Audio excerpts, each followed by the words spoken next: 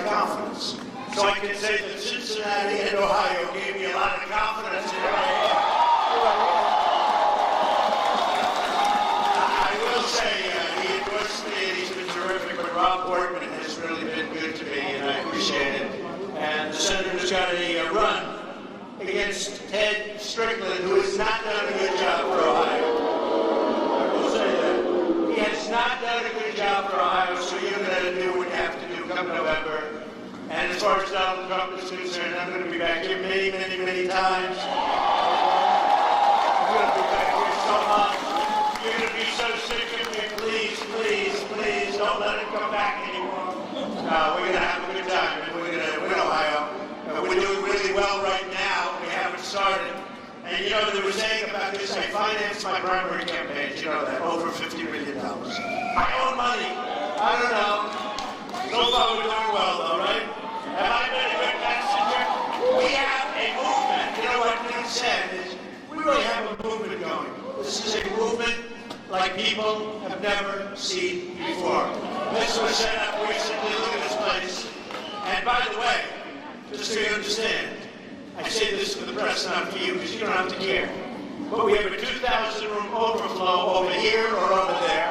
Over there. So, you're on that camera. So the people in the overflow room, I love you just as much as these people. They just are better at real estate, right? And we have thousands of people outside trying to get in. And what I'm going to do is when we're finished here, we're going to come over and say hello to the people in the overflow room, right? Yeah. So we'll come over. We'll come over and see you for a little while. We have all the time we want. We're going to do this the right way, and we have all the time we want. But I appreciate all of you, all of the overflow, and all of the people. We put speakers outside for the people outside. We have tremendous crowds, no matter where we go, and it really is. It's a movement. No matter where we go, we have crowds like nobody's ever seen before. The biggest crowds. Thank you to Thank you. And I just heard the news, because it just happened, as you know, with the Attorney General of the United States saying, no problem. No problem. No problem. You know, I wrote out a couple of things about Hillary, crooked Hillary, crooked something. She made so many false statements. Is she going to be brought before Congress or something? Is something going to happen? Is something going to happen? Because it's a disgrace. Hillary Clinton claimed that the reason for her illegal use of a private insecure email, right? She claimed this was that it was more convenient to use just one device. Oh.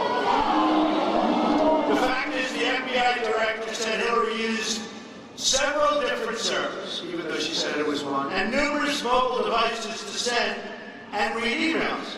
In other words, Hillary's secret email server existed for the reason we all know, to keep her emails from ever being read by the public, had nothing to do with just wanting to use one device. Okay? We understand that. But that's not what she said. She said something very different under oath. She said something very different to everybody. Now, how are the 33,000 emails that were wiped out? 33,000! How can you use 33,000 emails? And it was wiped out. In a testimony to Congress, Hillary Clinton said she turned over all of her related emails, right? She said that. I saw that. The FBI director said Hillary failed to turn over several thousand work-related emails, including emails that were classified. Right?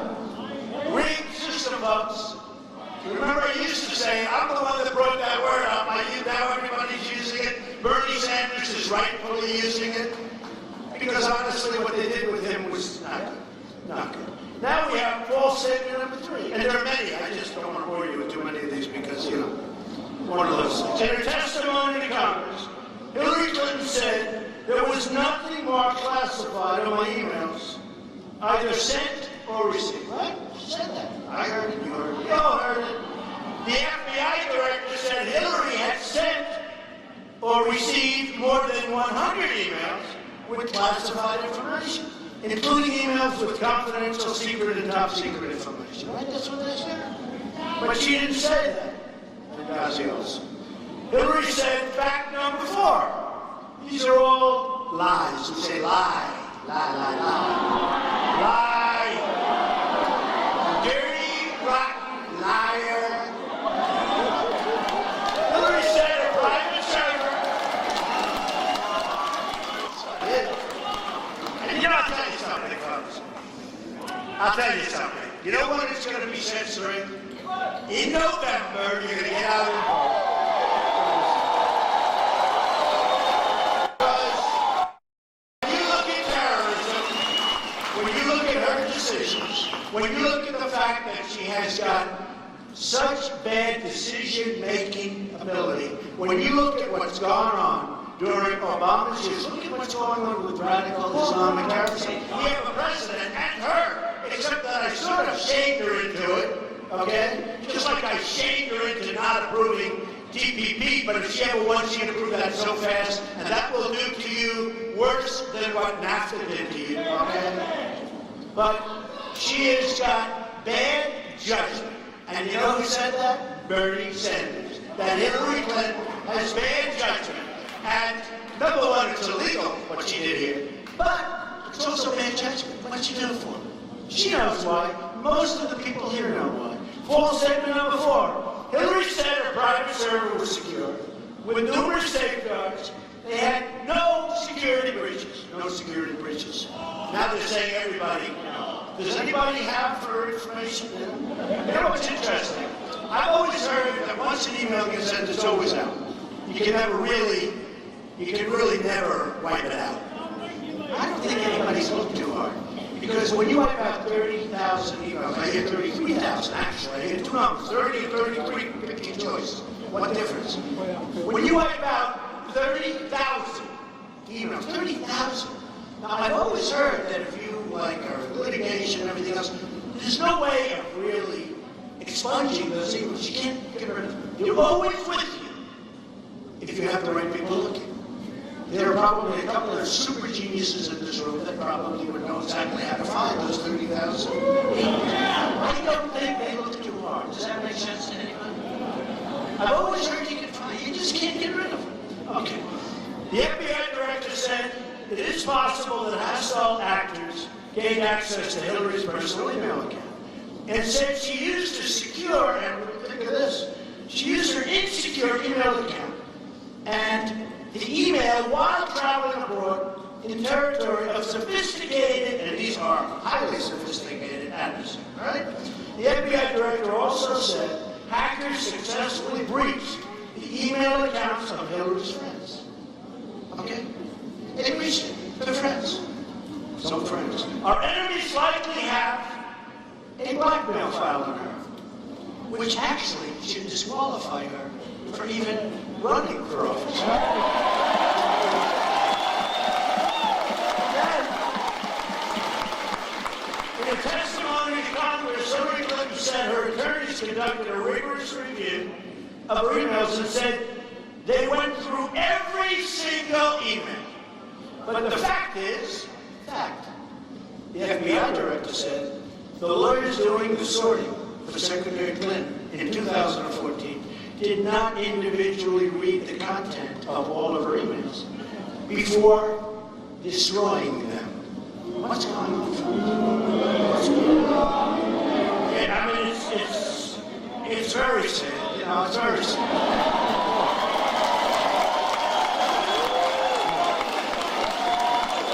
It's more, you know, we have a crooked system, we have a rigged system, we have a dishonest press. Let me tell you, I was in North Carolina last night. I have to say, because I just love doing it. Thank you. I love you too. Guy, but I love them. I love them. I love everybody. I don't care. I don't care. We have a rigged system. We have a crooked system. We have a crooked system. But I was talking about the press, okay? I love talking about how dishonest they are. You're a Republican, you're a conservative. And I've heard it for years, but I had no idea. And when I was running and being knocking out one after another, Right? Am I doing a good job for you folks? I'm knocking out one after another. So when I'm out running, and it was bad. I thought it was unfair, but you know, they had 17 people that basically they didn't like too much. Me, they liked the least by far. And they hit you, but now it's all toward me. And I watch it and I say things like, this guy I meet the press called Sleepy Eyes Chuck Todd. The guy was dying on Meet the Press a year and a half. Wow. He was dying. Nobody watched him Meet the Press. In fact, they were talking about taking him off everything else. They never treated me fairly. And then what happened was he called me and he wanted me to do an interview. And I did it. And it was one of the highest rated interviews in the head of, in the history of Meet the Press. But these are disloyal people. So after about 2 days, he forgot about it. And then he did a little bit more, and Meet the Press was fine right now. I'm not going to do any more interviews with him, but because I watched him. So I watched like yesterday, and I meant to say something to the effect. I was talking about terrorism, and I said, Saddam Hussein is a bad man. You heard this, right? You heard this. He's a bad man. Now, they wanted me to talk less, and I spoke for 106 minutes. Long time. Long time without notes, without papers, without anything, standing up in front of 4 or 5 networks that I know. So I said last night, I'm not reading, and no teleprompters. I do like teleprompters, actually. It's a lot easier. Teleprompters. Let somebody come up and do what I do, right? Of course, I have about 12 people instead of 7,000 people. But I said, very simple, I said, Saddam Hussein is a bad man, bad guy. And I said it 3 or 4 times. Really bad. Because I know what they're going to do. I said, but one thing he's good at. I said this last night. Now, they wanted me to talk about Hillary for 160, like for hours. I said, I 15 minutes, I have a long time talking about it. I read all things, I wrote the whole thing. I mean, she's going to get Hillary, that's all you have to know. She's going to get Hillary.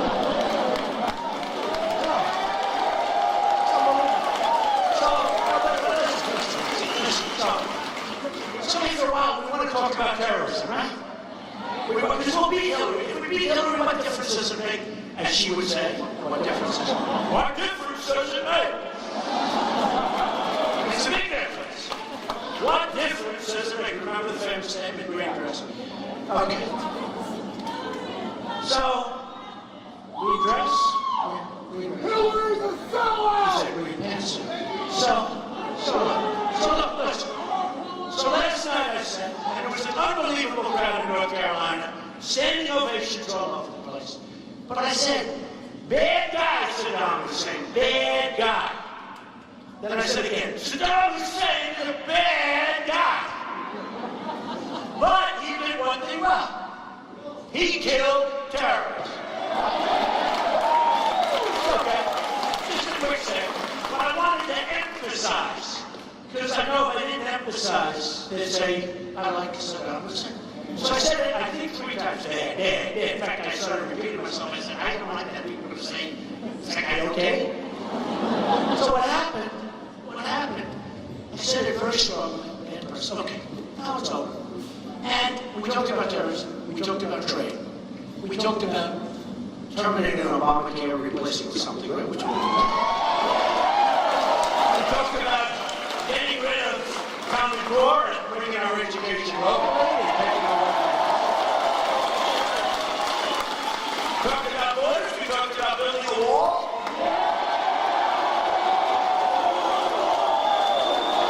We talked about our depleted military, right? We talked about our very depleted military. Build the wall. Sorry, don't worry, we're going to build the wall, don't worry about it.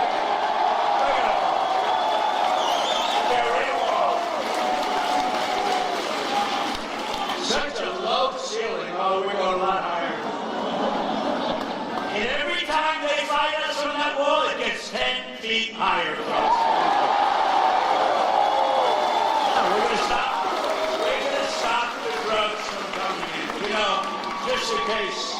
Just in case you didn't know. So, the Border Patrol agents, 16,500 Border Patrol agents endorsed Donald Trump. They know what's going on. And their job is much easier now than when they were with me. Because when they were with me, they're going to be working hard. Right now, they just stand there and say, going through, hello. Welcome to the country, right? We'll take care of you for the rest of your lives. So it's a lot different. And also Sheriff Joe. We love Sheriff Joe. Sheriff Joe. Endorse. Right at the beginning. So we have a situation, right, where we go on, and we continue to go on, and we continue to make speeches, and we continue to waste time, because the politicians aren't listening, right? They're not listening. But I made a speech, and this speech last night was good. And what happened? I wake up in the morning, and you had to see this crowd. This crowd was unbelievable, the energy. But the whole crowd's right now. I wake up, I turn on the television. Donald Trump loves Saddam Hussein. He loves Saddam Hussein.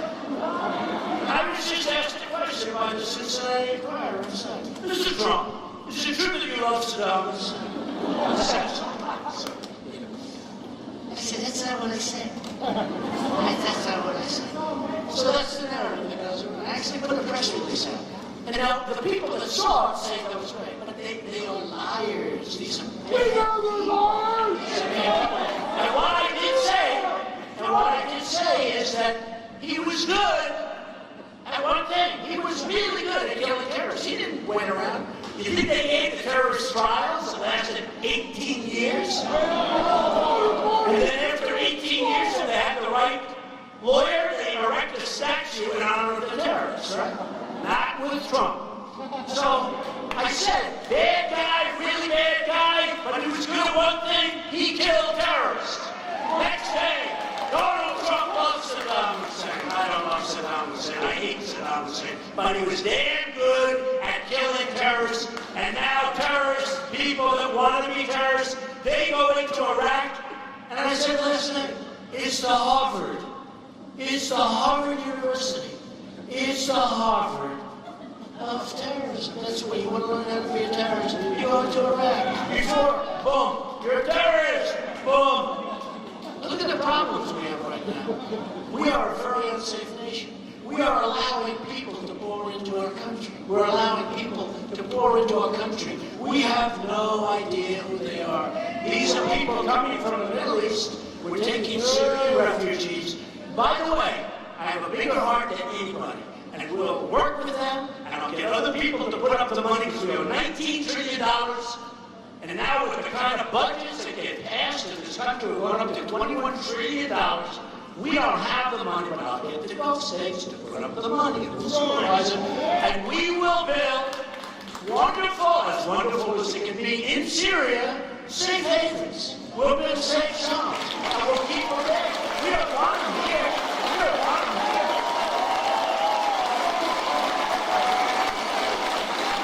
They're moving people into Ohio that you people don't even know about. They're moving people into Ohio that very well, this could be one of the great Trojan horses of all time. They're moving people into Ohio like nobody's ever seen and never seen. And you don't know, and your government officials don't know, and nobody knows what the hell is happening to our country. And we have a president that won't issue the words radical Islamic terrorism. That is a real problem. It's a real problem. And if you don't say what the problem is, you're never going to solve the problem, right? So I watch these media people, very dishonest people. And I watch that, and then I also watch, so I get these standing ovations. It was on all three. I think it was on Fox Live, and Fox was actually very nice to me, I must say. But it was on Fox Live, it was on CNN Live. CNN's terrible to me. No, they're dishonest. I mean, you ever see it? Where they'll have like 7 people. And I'll have Jeffrey Lord. I love Jeffrey Lord. But I don't watch it anymore, because, you know, in life, when you don't like something, when something's unpleasant, don't watch it. It turns something else, okay? That's what I do. People don't believe it. I don't watch it anymore. When people treat you unfairly, just turn your back and go someplace else. Or knock them on their ass.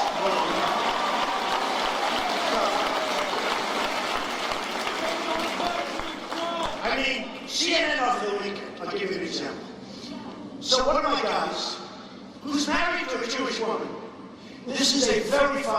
Dan Scavino. He put out a tweet talking about crooked Hillary Clinton. And on the tweet was a star.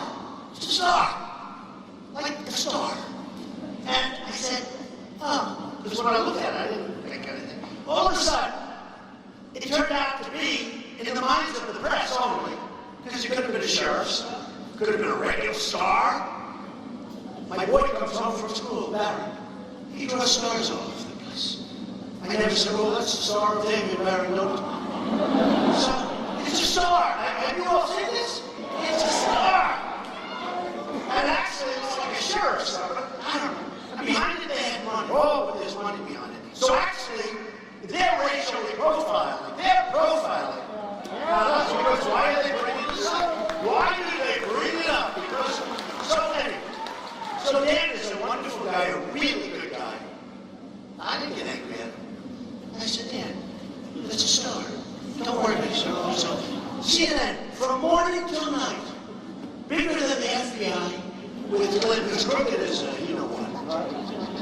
Bigger than the FBI, all weekend long. CNN, dishonest as hell. CNN, morning to night. I have tweets where they're saying, CNN won't talk about anything but the star.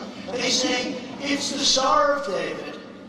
All right? I have a son-in-law who's Jewish. Jared's a great guy.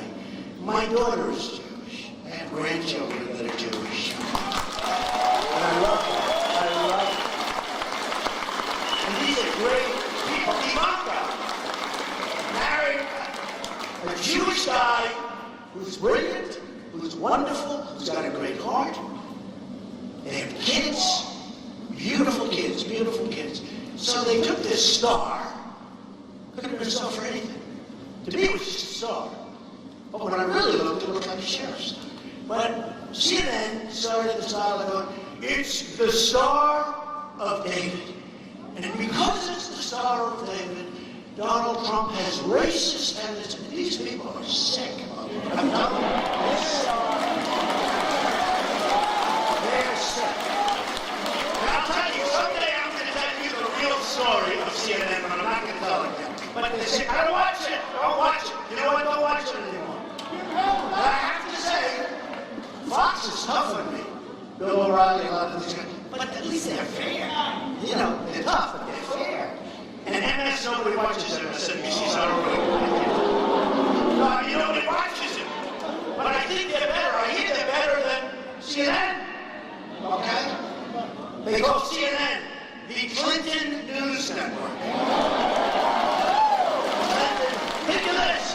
Think of it, seriously. So the Star, which is a star, the Star of David. When they told me the Star of David, I said, you can't be kidding. How sick are they? Actually, they're the ones with the bad tendencies when they can think that way. And they said, remember what I said? But there's money around the stars. And therefore, you know what that represents. These are sick people. They're bad people. They're bad people. And what you do is don't watch CNN anymore. I don't watch it anymore. I don't watch, and they do it better. I like Anderson Cooper. I like a couple of the people. But mostly it's just negative. And they sit around the table, they talk badly about Donald Trump. What's to talk badly about? You know, it's very interesting. We started off at 17, and here I am. You and me, and look what we've done together, right? What's it? So we have unbelievably dishonest people. So think of that. So you have the Star, which is fine. You shouldn't have taken it down. You know, they took the Star down. I said, too bad. You should have left it up. I would rather have defended it, just leave it up. And say, no, that's not a star, that's just a star. And it talks about corrupt Hillary. But she sent it out. She said, oh, this is a star. She's the one that started the dialogue. You know why? Because she wanted to get off the FBI. And you know who got hurt worse by the FBI than anybody? Bernie Sanders, because he was waiting for the FBI to make him the nominee, and it didn't work out. And he's the other one, you know, he copied my language a little bit, but he was starting to say with the superdelegates that the system is rigged. And you know what's happening? They're doing polls, I just saw a poll. 22% of the Bernie Sanders voters are coming to Trump.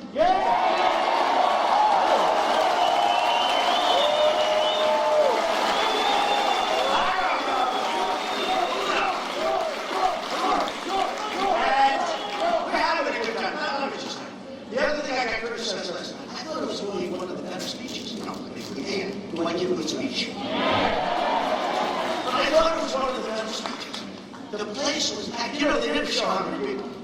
By the way, can you imagine if I ever had an empty place? It'd be the biggest story in the history of the news. The place was packed, right? Everybody was having a great time. Considering the subject is no good. Because the subject is about our country. And our country's in trouble.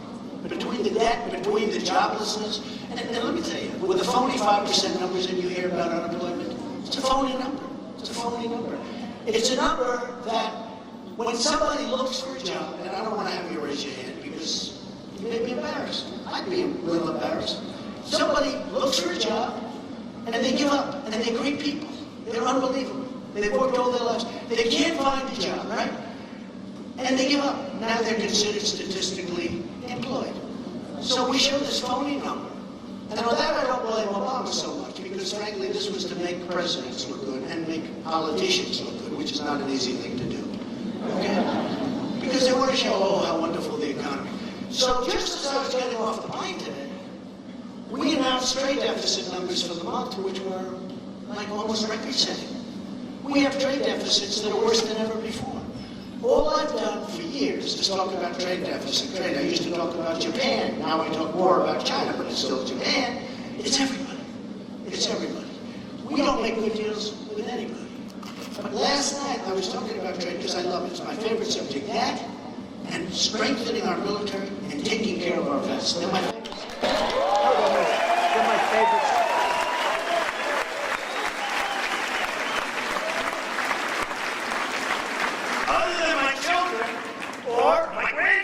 I could talk about my grandchildren. Let's see. He was 39 minutes in the back of a plane talking about his grandchildren. Ladies and gentlemen, the president is going to talk about his grandchildren. I have two. He has two. I have eight. He has two. He talked about how long he lived. I'll bet they're beautiful. Two beautiful children. So he says, they're beautiful. They're really smart. They're really good. I love them so much. They're unbelievable. You know, one is brand new, beautiful little baby. Okay, after about a minute, what can you talk about? Oh, you can say, here's a picture of it. Okay. So that's 1 minute out of the 39-minute time. Then we talk about Ralph. Right? So you say, Jack Nicklaus, who endorsed me, I love Jack, I love Jack. Okay. Jack. You know Jack endorsed me. Do you know how young Jack was when he won the Ohio State Championship? Jack Nicklaus. He is the greatest guy, and he's a friend of mine. And the endorsement, I didn't ask for the endorsement. I don't want to do that. I feel like sort of guilty when I ask these people for endorsements. I don't want to do that. Jack endorsed me. I said, thank you, Jack. I appreciate it. He said, well, you're going to do a great job. You're going to shake things up. Now, when you talk about winners, is Jack a winner, right? You see, U.S. Open was on the other day. I think Jack Nicklaus was in the top 10, like, I think it was 18 times. He was in the top, I've never seen anything like it. His record's unbelievable. He won it 4 times.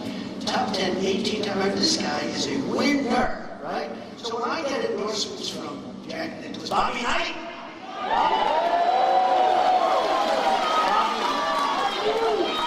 Bobby will be singing at the convention. We have so many people, we have such a great convention. But I just have to go back. So this is the final thing. So last night, many great speech, standing ovation, everyone went crazy. Nobody talks about the crowd. Every time I go home, my wife says, how was the crowd? Again, they didn't show. They never show. I tell you, they only show when we have protesters. I love my protesters. Don't we have any damn protesters today? Because when we have protesters, the cow, did they have one? No, he's friend of foe, friend of foe. He's friend. Okay, but I love my protesters because the cameras spin around at angles and you wouldn't believe it. They do somersaults around with it like a sausage. Because I went, my first two speeches, I had no protesters. And every time I went home, big crowds. And every time I went home, I said, did you see the size of the crowd? No, I didn't. Now, you can hear the size. Like last night, you heard the size, right? Many, many more than the president and Hillary got. But, so people would say, I hear it. You know, they hear that bird, you know, that sort of humming, sort of, That's not like from 12 people. But we have this, so what happens is, last night, we had a great evening in North Carolina. We're going to win North Carolina. We're doing great there. We're going to win Ohio. We're doing great here.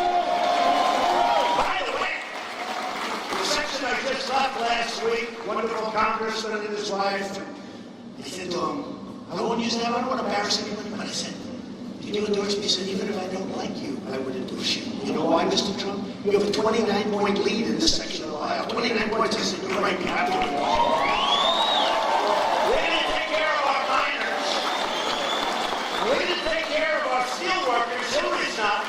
She's going to put you out of business because if she ever won, she would sign TPP, which will make NAFTA, which was signed by her husband, which is the worst, in my opinion, the worst trade deal in the history of this country, and it's not even close, signed by Bill Clinton. And he didn't suffer from it. It was everybody that followed him that suffered from it. Where your jobs are moving, I look at your jobs where they're moving down to Mexico, right? They're moving to Mexico, one after another. They're moving to Mexico. China's coming and dumping the steel, making it impossible for your steel plants. They're devaluing their currencies. We do nothing about it. Folks, I'm going to do so much about it. It's going to be so much. It's going to be so much. So last time, and then I wake up and I hear, number one, I love Saddam Hussein. I hate Saddam Hussein. But I love Saddam Hussein according to the press because they're dishonest as hell. They're boys. And number two, and they said it very, very strongly. They said, you should have spoken about Hillary Clinton. And I wrote out like 4 pages that I wrote out. And I read it, point by point by point. And after a long time, I don't know, many, many minutes, you know, I got thousands of people. And this real stupid guy jumped on me. I want to use his name. I refuse to use his name. I refuse to call him Sleepy Eyes. I'm not going to call him Sleepy Eyes. But he's talking about, he had an opportunity to hit Hillary Clinton.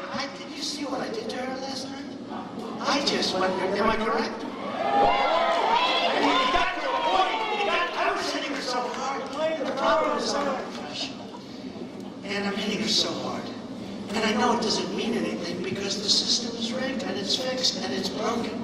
So I'm doing it.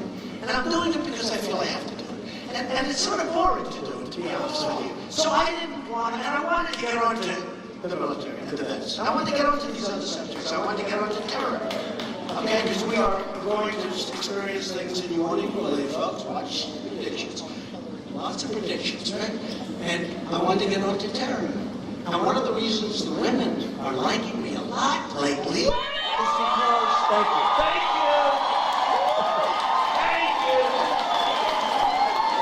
Because they feel I'm going to keep our country safe.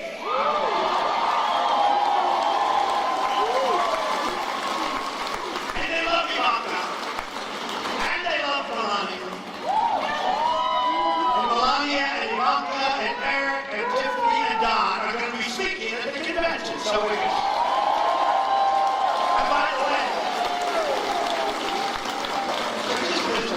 so I get hit this morning, like, he had the opportunity to go after I made a great speech. I'll tell you how bad my speech was last night. CNN covered it from point to point without a commercial. Fox covered it practically from beginning to end. Others covered it from... That's how bad my speech was yesterday. That's how bad. You know, if it were bad, folks, these guys, they don't care about polls. They don't care about anything. They only care about one thing. What's the one thing? Ratings! Ratings! So...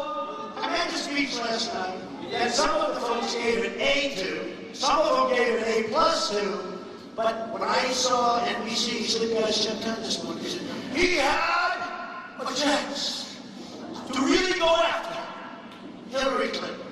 Oh, what I did to her. But you know, after a while, we have to talk about other things. Okay, so here's the story. We're going to make America great again.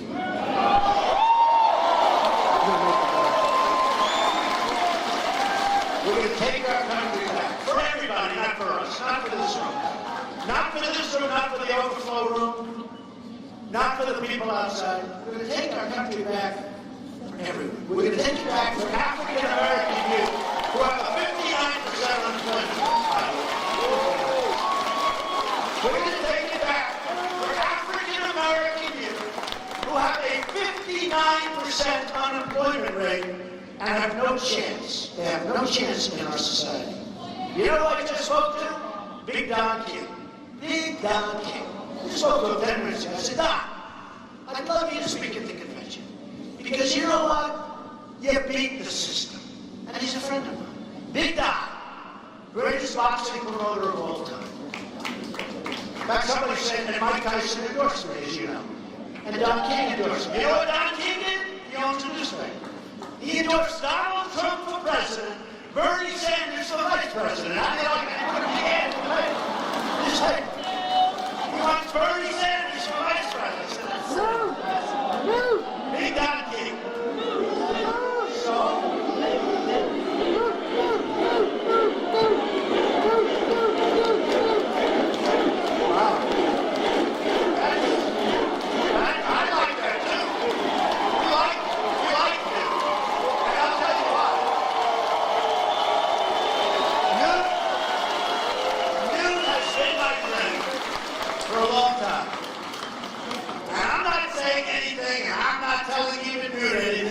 tell you, in one form or another, Newt Gingrich is going to be involved with our government. That I can tell.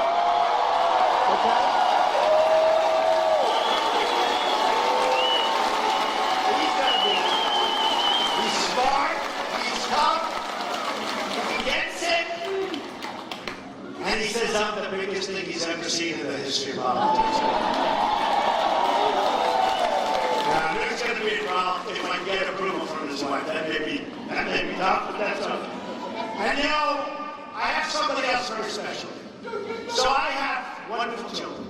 And you know, I'm lucky. They were smart. They were born smart. Okay, they were smart. God was good. And they went to great schools. And they did well. And they're in business and they do well. And they feel so strongly about what I'm doing. They don't even like it in terms of doing it themselves. They love what they're doing. And my one boy is here, Eric Trump.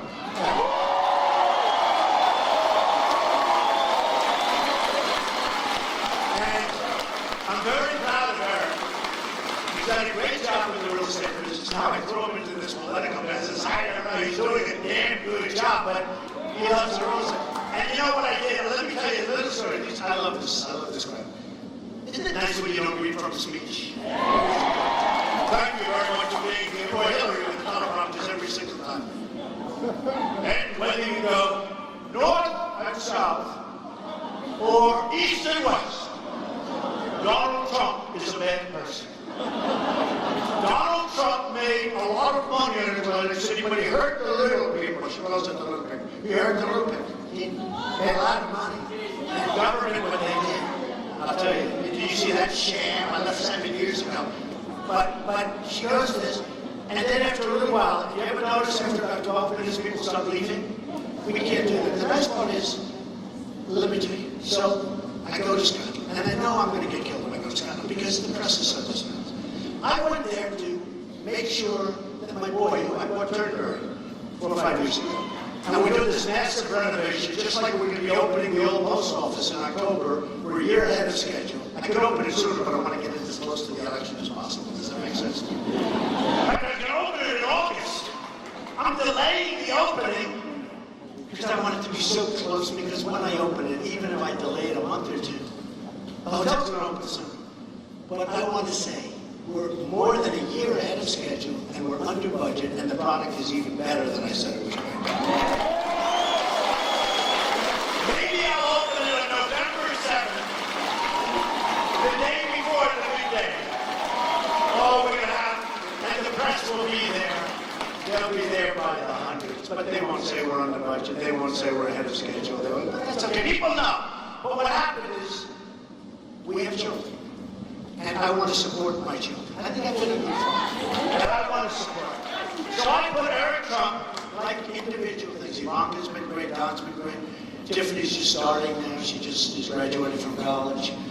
Barron has great potential, but he's 10. He's got great potential. But I put my children, as they grow a little bit older, in charge of different gyms. And I put Eric in charge of the Great Turnberry Resort in Scotland, where they home of the British Open, which now they call the Open Championship. And Eric spent the last year going back and forth He'd spend 2 days over there, then come back and go back and fight with contractors, and he got good contractors, and they did an unbelievable job. I've been hearing about it. So I said, you know, if I go over there, these dishonest, horrible human beings are going to say, Trump went over to play golf, Trump in the middle of a campaign. I can't do that. But I have to support my children, right?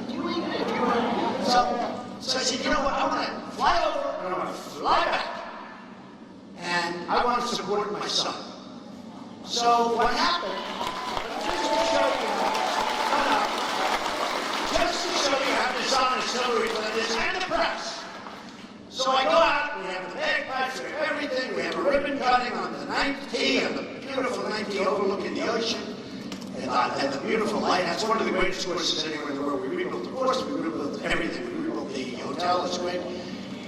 And that was the day that Europe had the big turn where UK left, right? They left. And I said, we're ready, but I have a pulse, right? That's what we need. We need somebody with touch. We have horrible people that have no touch, no brain, no nothing. So you have Obama saying, if that happens, they're going to go to the back of the line. I would say that was, I think Obama might have been the reason that they broke away. He doesn't help them. He actually said that the UK is going to the back of the line. Not a nice statement. Not a nice. Can you imagine if I said that? The back of the line? Oh, would I be killed for that statement? So he said they go to the back of the line. Okay. Bottom line is, I say, ask me a lot of times.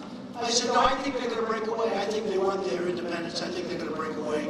I see what's happening with the migration. I see where countries are being forced against their will to take these people that don't want them. And instead of building these wonderful places where they can ultimately go back to their homeland, where they want to be anyway, they're just being forced. Germany is a disaster right now. Sweden, parts of Sweden. I mean, things are really bad. So I said, I think they're going to, and by the way, the odds were 20% that I'd be right, 20%, because they said it's not going to happen, they're going to approve, and that's going to be the end of that. I was right. They broke away. They broke away. I was right. And then the next day they say, oh, Trump was right, the same thing could happen in the United States. Let me tell you, we're going to be right a second time. Because we're tired of incompetent people. We're tired of incompetent leadership and incompetent people. And Hillary Clinton, I said bad judgment, she's incompetent, okay? She's incompetent. The only good thing she's ever done is get out of trouble when anybody else would have been in jail by now. That's the only thing that I've ever seen her do. That was a great job. I gotta give her credit. I gotta give her credit. I gotta give Bill Clinton credit for going to that plane and saying for 39 minutes he talked about his grandchildren and he talked about golf. There's no way you can do that. I told you, 2 minutes for the grandchildren, 2 minutes for golf. We got 35 or 36 minutes left. What are we going to do? Let's talk about Hillary. And Hillary then talks about, I think I reappoint the Attorney General. And you're waiting for a decision by the Attorney General. And you're saying you're going to give her a job, and you're not allowed to do that. That's bribery, folks. And then the Attorney General comes out, as you said, but the Attorney General comes out, and then the Attorney General says, no charges. That's bribery. Wouldn't you say it's bribery? Yes, it was. She said she's going to reappoint the Attorney General, and the Attorney General is waiting to make a determination as to whether or not she's guilty. And boy, was that a fast determination. Wow. You're waiting, at least wait a little bit longer. Don't just come out with 1 or 2 sentences. Talk about it a little bit. So look, again. So here's what happened. So I go to Scotland. Beautiful. The weather was beautiful. The waves are crashing up on the rocks. We're opening the course, getting ready to cut a ribbon. We have so many press. We had over 400. Hope, the legendary Hope. How many? 400? 400. 450. It was unbelievable because they were all there for Brexit. And they were all there to see what was going to happen. Will the UK break away? And now that's about 6 hours old, so they're bored. They want the next story. So the next story is Trump. So I go there. And all of a sudden I start hearing these things. What's Trump doing in Scotland? Who's playing golf? Okay. So I have a news conference. It was a great news conference. conference. Even Newt said that was a great news conference, right? I did a good job there. When Newt says I did a good job, he's a very critical job. He sometimes says, I don't like what he said. There it is. Newt. So let me just tell you. Some answers, I said, any questions? So I'm not talking about the real. Any questions? And the place goes crazy. The cameras, I'm telling you, we had as big a group of media as you've ever seen. They all drove up, from London, different places. Everybody just converged on Turnberry. So I'm taking questions. One of the questions was, Mr. Trump, if the pound goes down, how will Turnberry do? So I say, I didn't bring this up. I said, look, here's what happens. If the pound goes down, Turnberry will do very well, because a lot of people are going to travel to the UK, they'll come to Scotland. Turnberry is going to do very well if the pound goes down. Okay, very good. That's it. I answered the question. Next day, it's in an ad by crooked Hillary Clinton, and I'm all over the place. But they don't show the question. Here's the thing to start off. Did you hear Donald Trump? All he talked about was his resort. And they show me. They don't show the question. If the pound goes down, Turnberry is going to do very well. Okay? Then, they gave me golf. I said, I don't want to touch it. I don't want to touch golf. I'm leaving. I inspected the hotel. I inspected the course. I said, Eric Trump, you did a great job. I'm getting the hell out of here now. I want to be back campaigning. I want to get out. Congratulations. My boy, I love you. Come on, Eric Trump. I love you, my boy. I love you.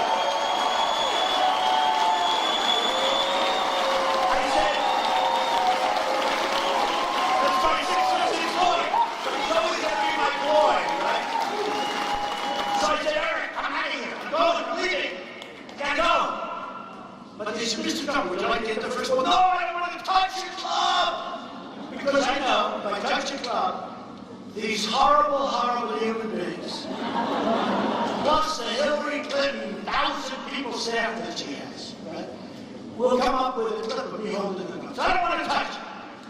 So we cut the ribbon. I inspected the property. I'm very proud of the job he did. Unbelievable job. And I went around and I got out of there. I was in Scotland one night. That's not easy. It's a long trip, right? I was there one night and I was out of there. So here's what happens. The next day, the news comes out. Donald Trump, who went to Scotland in the middle of the campaign to play golf. But here's much worse. They took my statement of the pound.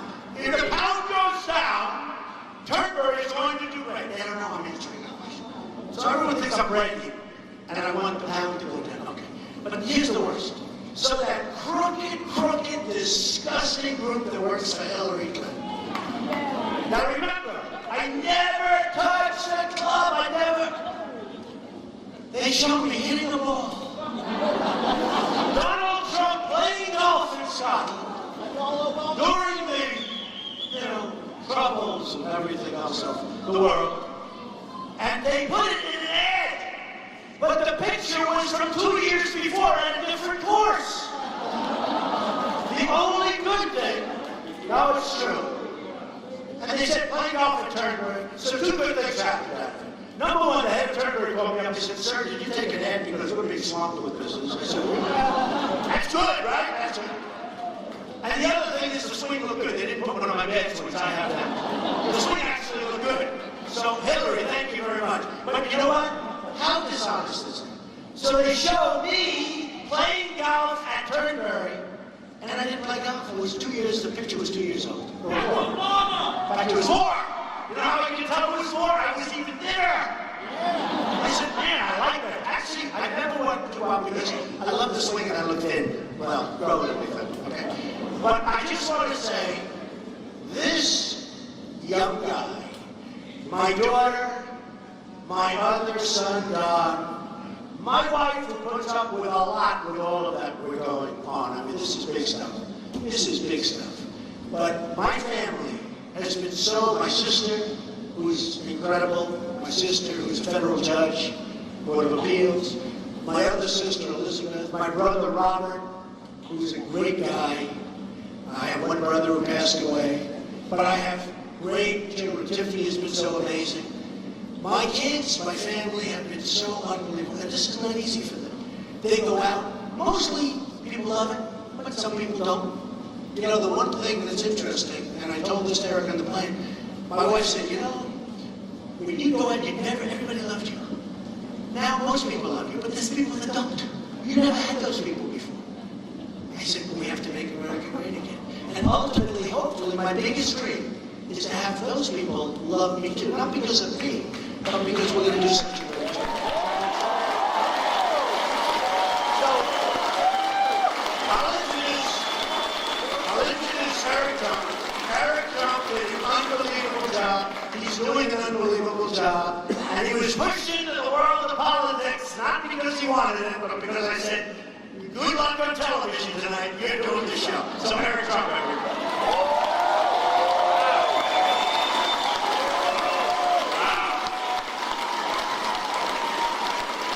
Thank you. Quick answer there. And my father is just the greatest. And I truly say this from the bottom of my heart. I love him to death. As a family, we love him. And thank you all. As a family, we're so proud of him. He is going to win this. We are going to win this. He is going to make America great again. We are going to beat Hillary Clinton. There's no question about it. We're going to bring this country back. So thank you guys so much for all the support from our entire family. Thank you. We love you all.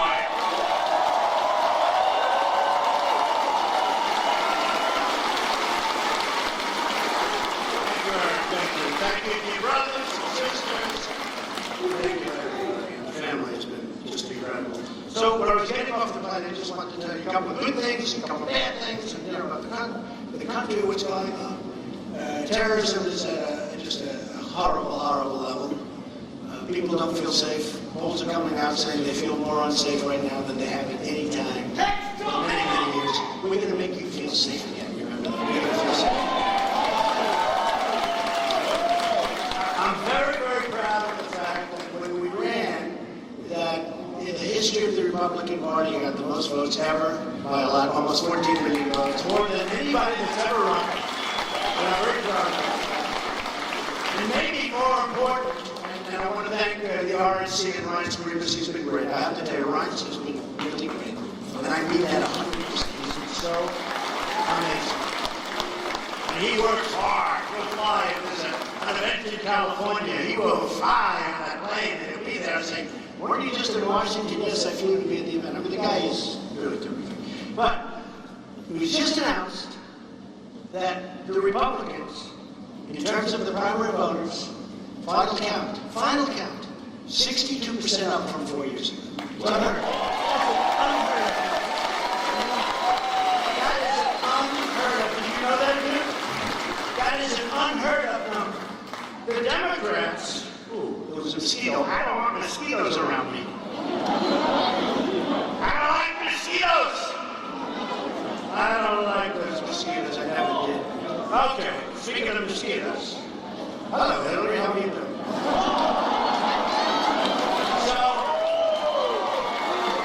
So the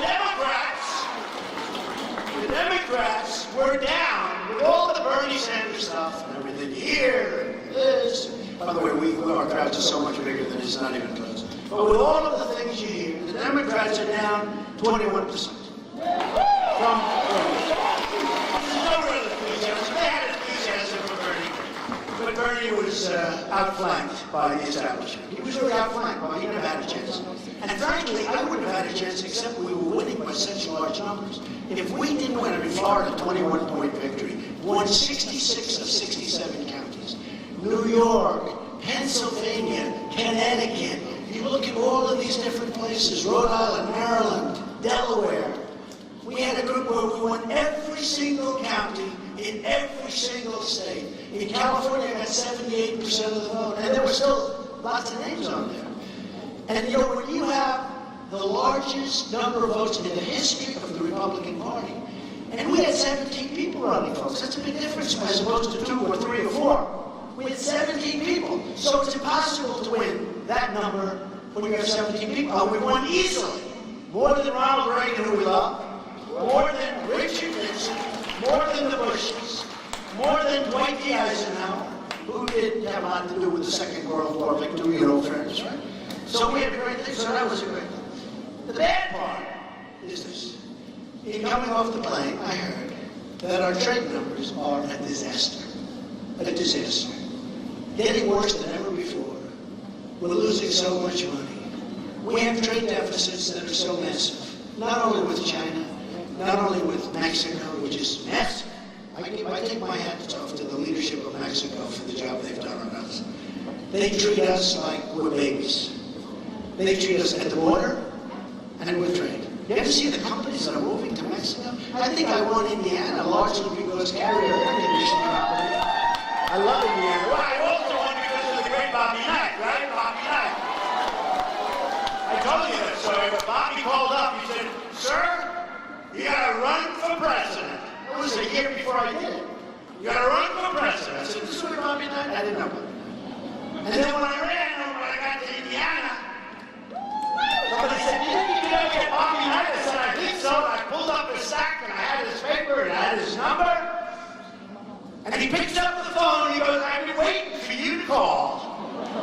He's a cool dude. He won 900 games. He won 3 championships for Indiana. He won the Olympics. He won the Pan Am Games. He had the last undefeated season in college basketball. He's a winner. Jack Nicklaus, total winner. And Jack, you know, in Ohio, I mean, to me, having his endorsements so great, but Jack, Bobby, we have so many unbelievable champs endorsing. So many unbelievable champs. So here's the story, folks. We're going to turn it around. We're going to bring our jobs back to this country. And we're going to bring them back legally. We're not going to let companies leave our country without there being consequences. Consequences. As an example, when Carrier left and they left 1,400 people, those 1,400 people, many of them followed me all over Indiana. They loved Trump because I'm the only one that spoke their language. They were fired like dogs. They were fired by a mid-level management guy. They had jobs, some of them for 30 years. They were fired viciously, like you never saw anything like it. And fortunately, somebody had the cell phone. We probably wouldn't be talking about it right now. It was all over the news. And it made a big impact. And I've been talking about it long before I went to Indiana. These other guys just started talking about it when they arrived to try and win, because that was going to be the firewall. Remember the firewall? Trump is going to win New York. But Trump is going to win also Pennsylvania and these other states. Connecticut, we're doing great in Connecticut too, by the way. But Trump's going to win all these states we agree with. When we get to Indiana, that's the firewall. Trump's not going to win the firewall. And we won the firewall in a landslide. That was a big win. And then everybody just said, you know what they said? We just can't take it anymore. We're leaving the guy. And that was the end of that, right?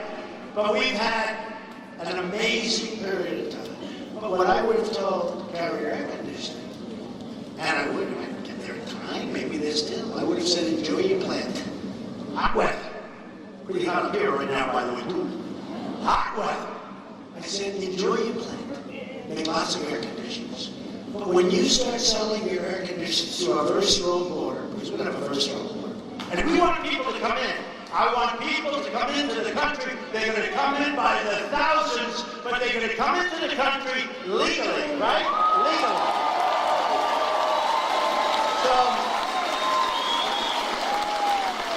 So I'm going to say, meaning myself or my wife, I always stick with this, I say to my wife, but I want to call Carrier, and she'll say, you're the president of the United States, you're not supposed to be calling an air conditioning company, but it's so much fun, and I'm so good at this stuff. So I'll get somebody else. I'll get Carl Icahn to call, that would be pretty good. I have so many people endorsing us. But we call up Carrier, we say, enjoy your new plant. I hope you have great success. But every single time you make a beautiful air conditioner and you want to sell it to the United States, there's going to be a 35% tax on that air conditioner. Now, a lot of conservatives, you know, these characters that have been fighting me, never Trump, oh, never Trump. These are people, he's a guy who talk about a great conservative, but he gets it. Some of these people don't get it. Never Trump. By the way, never Trump is disappearing rapidly. You heard about the 51 million? Anybody? 51? Raised $51 million.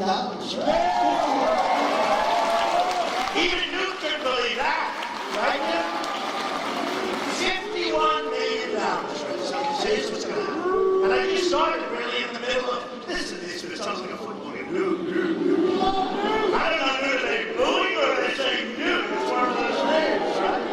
No, they love Newt. We love Newt. We all love Newt. Newt gets it. I'll tell you one thing, folks. I'm not saying it's Newt, but if it's Newt, nobody's going to be beating him in those debates, that's for sure. Right? Nobody. Nobody's beating our Newt in the debate. Now, we raised $51 million. The Washington Post actually had a good story for the first time in a long time. They gave a great story. And it said 51 million. Nobody can believe it. And I only saw it like Newt Gingrich because they were beating me up. They said Trump was down. And I'm raising the money for the party. And I'm putting up a lot of my own money. Like I put up over 50 for the primaries. I'm putting up a lot of my own money. Okay. But here's what's going to happen, folks. Here's what's going to happen. We're going to be so successful. And when people call me pundits, people that right up here on these platforms, look at all these people. Oh, I can't stand it. One of them called, was here today, and said, Mr. Trump, what you've done is incredible. Sir, this is a pretty liberal guy. I was surprised he called me sir. Sir, what you've done is absolutely incredible. And honestly, I said, you know, it's not so incredible. I haven't won. They said, no, you don't have to win. You don't have to win. What you've done has never been done before in the history of politics. It's incredible. I said, let me give you a little clue. If I don't win, meaning the one person left, then I've wasted a lot of time and a lot of money. I haven't done a damn thing. That's the way I feel. Because we're not going to be able to lower your taxes. We're not going to be able to get you good health care. We're not going to be able to save your Second Amendment, which is under siege, by the way. And the National Rifle Association, the NRA, endorsed me with the earliest endorsement they've ever given to a candidate. And Hillary Clinton wants to take the guns away. She wants to effectively abolish the Second Amendment. That's why they gave me the early endorsement. Because she is unthinkable for the NRA. Unthinkable. But all of these things are going to happen. So let me just finish by saying the following. I love Ohio. I love the people of Ohio. Go out and vote for Rob Portman. He's been terrific. Go out and vote for Rob. But I love the people of Ohio. And we're going to start winning again, folks. We don't win anymore as a country. We don't win on trade. We don't win with the military. You know, when I was young, we never lost a war, all of us. A lot of you are my age. When we were young, I still feel young. Do you feel young? But when we were young, we never lost a war. They used to say, we've never lost a war. Now we never win a war. We never win a battle. We never win anything. We have these idiots that get on television. We are going to attack ISIS in 48 hours. And when we attack, we're going to hit them from the rear. And we're going after Fallujah. And that will take place in exactly 2 weeks. And after that takes place, we're going to Ramadi. And we will hit them. Now what happens is they say, oh, I mean, the only problem is they can't believe anybody's so stupid to be saying all this stuff. So sometimes they don't believe it, and we get away with it. Can you imagine, dude, the great General George Patton getting on television to say when we're leaving Iraq? We are leaving on this date. So the enemy goes back and they say, nobody can be that stupid to say that. You can't really believe it, but you know what? Just in case Obama's serious, let's just pull back. Hey, you know, they don't want to be killed. Don't kid yourself. You know, they talk about they want to be killed. Trust me. They can live, they'd rather live. They'll have their time. But you know what? Pull back. Pull back. So now they pull back. And you left in that day. You didn't leave anybody behind. I didn't want to go into Iraq from the beginning. I said you're going to destabilize the Middle East. But once you go in, the way he got out was unbelievable. Draws the line in the sand. The line in the sand. There's a violation. The line in the sand doesn't mean anything. Nothing means anything. We have a president who's terrible. We have a president who's right now, what he wants to do is, all he wants to do is campaign. He wants to get fun campaigning. It's a good time campaigning. I want a president that's going to be focusing on knocking the hell out of ISIS. I want a president that's going to focus on making great trade deals so that China and us, we don't have a $505 billion a year trade deficit. I want a president that's going to create strong borders. I want a president that's going to keep criminals out of our country, people that kill us, people that are going around shooting people in the back. Jamil Shah, great friend of mine, Jamil, shot in the face by a person that shouldn't be in this country. Kate, San Francisco, shot in the back by somebody that was thrown out of the country 5 times and probably got forced back in. We're going to have a safe country again, folks, and we're going to start winning again. We're going to win, and we're going to win so much. And I'm telling you, and I have fun saying this, but there's nothing fun about it because of what's going on. But we're going to win so much that the people of Ohio are going to call your representatives. They're going to call Matt Borges, head of the Republican Party, good guy, by the way. Matt, you better win Ohio from me, Matt. They're going to call Matt. They're going to call Rob. They're going to say, you have to see the president. We're winning too much. We can't take it. We're not used to winning this much. We're winning with our military. We'll knock the hell out of ISIS. We're winning for our vets. We're winning with health care. We're winning with the border. We're winning with the wall. We're winning with our Second Amendment. Mr. President, sir, you're winning too much. The people of Ohio can't stand someone winning. We're not used to it. And you know what? I'm going to say, I don't care, Rob. I don't care, Matt. We're going to keep winning because we are going to make America great again.